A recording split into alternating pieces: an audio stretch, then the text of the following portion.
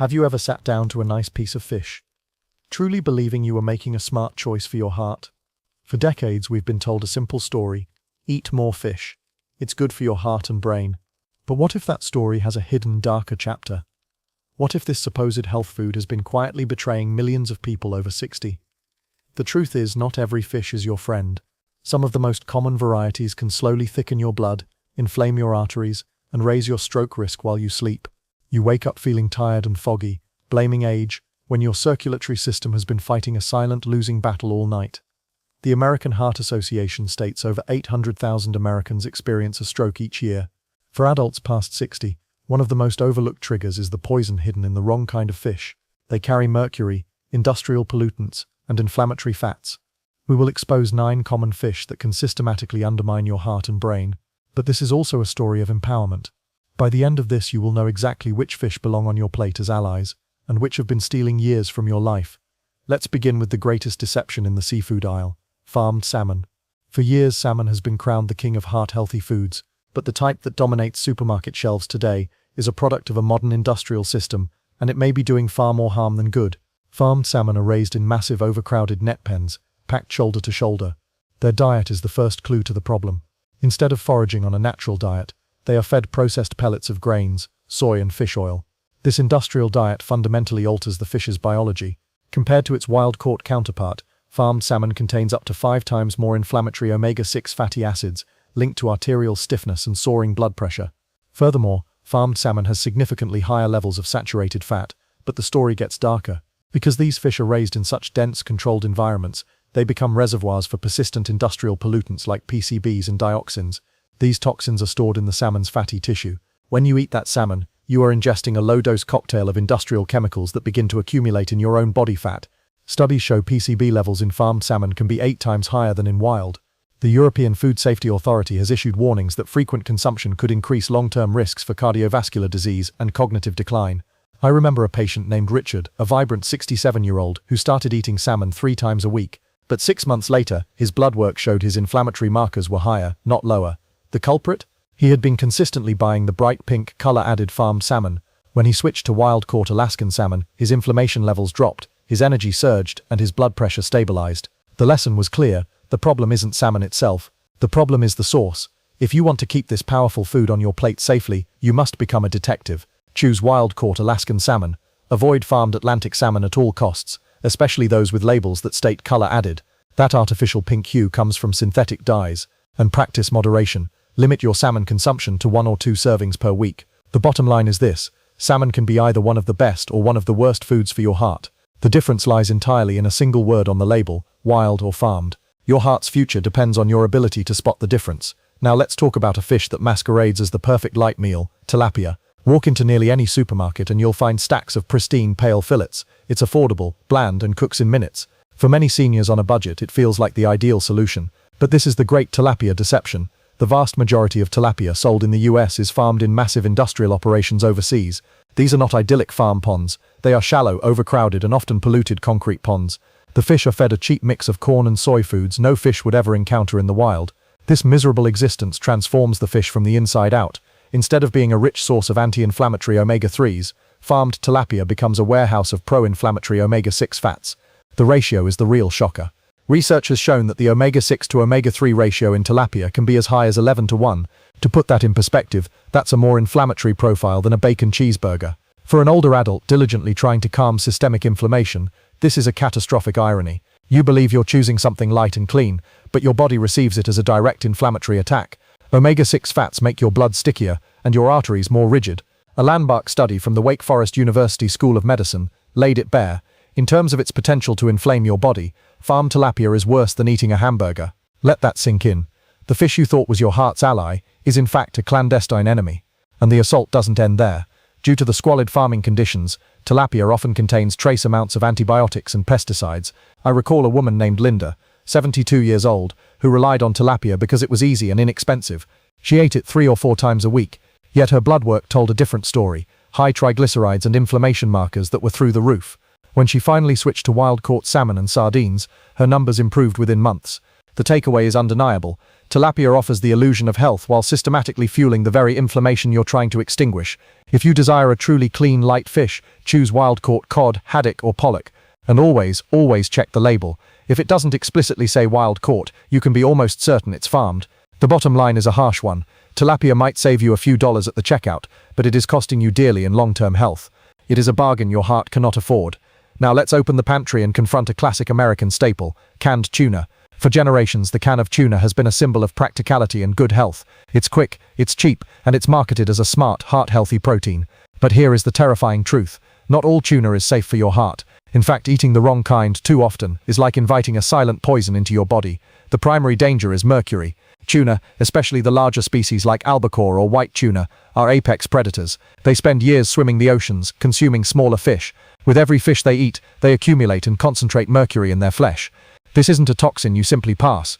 Mercury is a persistent heavy metal that embeds itself in your tissues, particularly in your brain, heart, and the delicate lining of your blood vessels, where it can remain for months, even years. Once it takes up residence, the damage begins. It attacks the endothelium, the fragile inner layer of your arteries. This damage makes your blood vessels stiff and unyielding, driving up blood pressure and creating tiny tears where plaque can easily form. It disrupts the electrical signaling in your heart and interferes with the flow of oxygen to your brain. A major study published in the New England Journal of Medicine found that individuals with higher mercury levels in their blood had a staggering 60% higher risk of dying from heart-related causes. You might be thinking, but I only eat it once a week. Here is the critical catch. Mercury is bioaccumulative. It builds up in your body over time. And as we pass the age of 60, our body's natural detoxification systems slow down dramatically. This means that even small, seemingly safe amounts can accumulate to toxic levels over months and years. Then there is the sodium problem. Most canned tuna, especially packed in oil or brine, is loaded with 300 to 500 milligrams of sodium per serving. That's nearly a quarter of your daily recommended limit in one small can. I once spoke with George, a 70-year-old retired teacher who had replaced red meat with a tuna sandwich for lunch every single day. When his blood pressure spiked and his doctor ran a mercury panel, his levels were 3 times the safe limit. George thought he was protecting his heart, but his arteries were under a constant silent siege. The good news is that you don't have to abandon tuna entirely, you just need to become strategic. Choose light tuna packed in water. It comes from smaller skipjack tuna, which have lower mercury levels. Be a label hawk, look for no salt added versions. Strictly limit canned tuna to once every 2 weeks. Most importantly, rotate your proteins. Alternate tuna with truly clean choices like sardines or wild-caught salmon. The conclusion is inescapable. Canned tuna might seem like a healthy, affordable choice, but over time it can quietly pollute your arteries. Before you open that next can, remember that a simple informed swap today could be the decision that preserves a strong heart and a sharp mind. Now, let's move to a fish that wears a crown of danger, swordfish. There's something undeniably impressive about a swordfish steak. It's thick, meaty, and feels both luxurious and healthy. But beneath its firm white flesh lies a hidden danger. Swordfish are the kings of their domain, apex predators that can live for decades. With every meal, they accumulate and concentrate mercury in their tissues to levels that are 20 to 30 times higher than those found in small fish. The U.S. Food and Drug Administration places swordfish firmly in its top 4 most mercury-contaminated fish. For a senior citizen, this isn't a theoretical warning. It is a medical emergency waiting to happen. Mercury is a ruthless attacker of the entire cardiovascular system. It ravages the endothelium, leaving arteries stiff and scarred. It elevates blood pressure and creates a state of chronic, silent inflammation. Simultaneously, it attacks the nervous system, leading to symptoms like dizziness and memory lapses, symptoms that are too often dismissed as just getting older. A study in the Journal of the American Heart Association found adults with the highest blood mercury levels were 70% more likely to suffer a heart attack or stroke. I remember Robert, a 71-year-old man who loved grilled swordfish. He ate it twice a week, but over time he began to feel unwell, chronically fatigued, forgetful, and unsteady.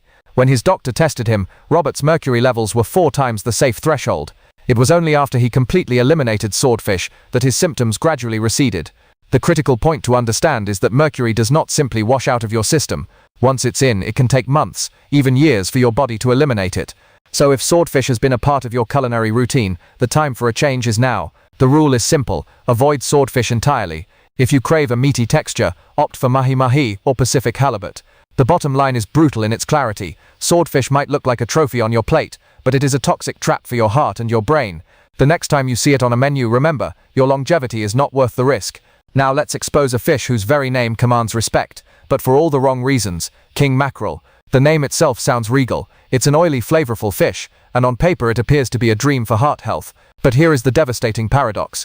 King mackerel carries its celebrated omega-3s in one hand and a dangerous dose of mercury in the other. The reason is rooted in basic biology. King mackerel are large, long-lived predators. They spend years hunting, bioaccumulating more and more mercury. By the time it reaches your grill, it is often one of the most mercury-dense fish you can buy. The risk is so well established that the FDA explicitly advises older adults to avoid it completely. Methylmercury is a dual-threat toxin, launching a synchronized attack on your nervous system and your cardiovascular system. It inflames and stiffens your arteries, raises blood pressure, and interferes with crucial neurotransmitters in your brain, leading to brain fog and chronic fatigue. A sobering 20-year study confirmed that adults with higher blood mercury levels faced a 70% increased risk of suffering a stroke or heart attack. I recall Harold, a 74-year-old who started eating grilled mackerel twice a week. Within months he was struggling with significant brain fog and a lack of energy. A blood test revealed his mercury levels were triple the safe limit. Once he switched to sardines, his clarity returned. Now this is where confusion often sets in. Not all mackerel is dangerous. The problem is specifically the king. Smaller varieties, like Atlantic or Spanish mackerel, have much shorter lifespans and far lower contamination. So if you enjoy the taste of mackerel, you can still enjoy it safely. Avoid king mackerel completely. Choose Atlantic or Spanish mackerel instead. These smaller fish are still rich in beneficial omega-3s, but without the toxic load. The final analysis is this. King mackerel might sound like the omega-3 champion, but in reality, it is a toxic imposter. You don't need a crown to safeguard your heart. You need the wisdom to choose smaller, cleaner fish. Now let's turn to a preparation method that turns health food into a hazard. Smoked fish. There's a timeless appeal to smoked fish. It feels sophisticated and inherently good for you. Unfortunately, this is where the processing inverts its health benefits. Smoked fish can be a direct trigger for elevated blood pressure. The core of the problem is sodium, a deluge used as a preservative. The smoking process requires massive amounts of salt. A single 3-ounce serving of smoked salmon can pack between 600 to 800 milligrams of sodium. That is nearly half of your entire daily recommended limit. For a younger person, the kidneys might handle this. But after 60, your blood vessels have lost elasticity, and your kidneys are less efficient. This sodium overload forces your body to retain water, increasing blood volume and placing immense pressure on your artery walls. The result is nighttime hypertension, where your blood pressure stays dangerously high while you sleep. But the danger doesn't stop at salt. The smoking process itself can create compounds known as polycyclic aromatic hydrocarbons, PHEs, linked to chronic inflammation and direct damage to your blood vessels. A 2020 study found that adults who regularly consumed high-sodium smoked fish had a 43% higher risk of developing hypertension and nearly double the risk of stroke. So how can you enjoy that smoky flavor? Treat smoked fish as an occasional delicacy, not a weekly staple. Read labels meticulously.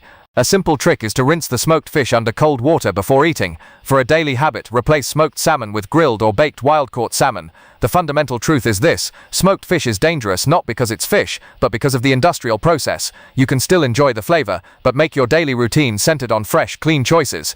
Now let's confront a comfort food that is anything but comforting for your arteries: fried fish and fish sticks. There's a powerful nostalgia associated with fried fish. It feels lighter than fried chicken, and we convince ourselves it must be healthier. This is a dangerous illusion. Fried fish is one of the most destructive ways you can consume protein after 60.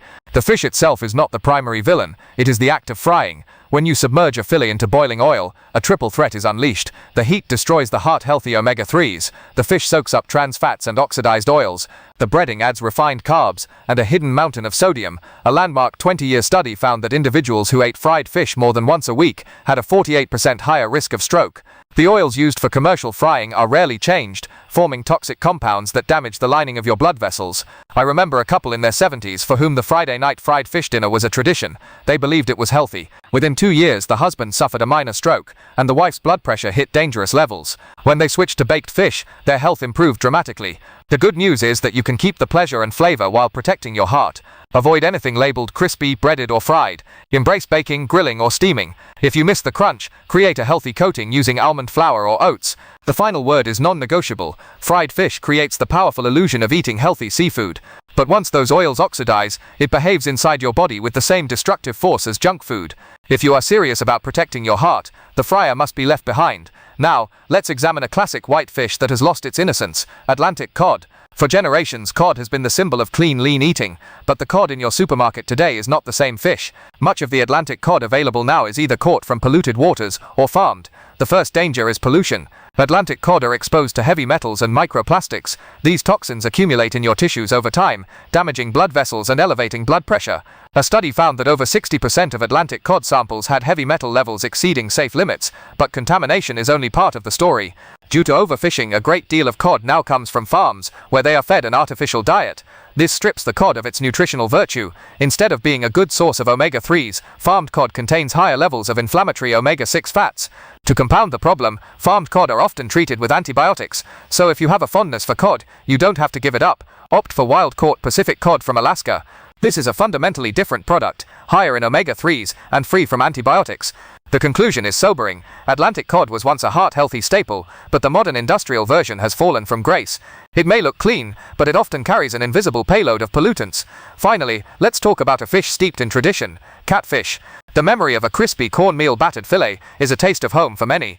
But the catfish on your plate today is a ghost of its former self.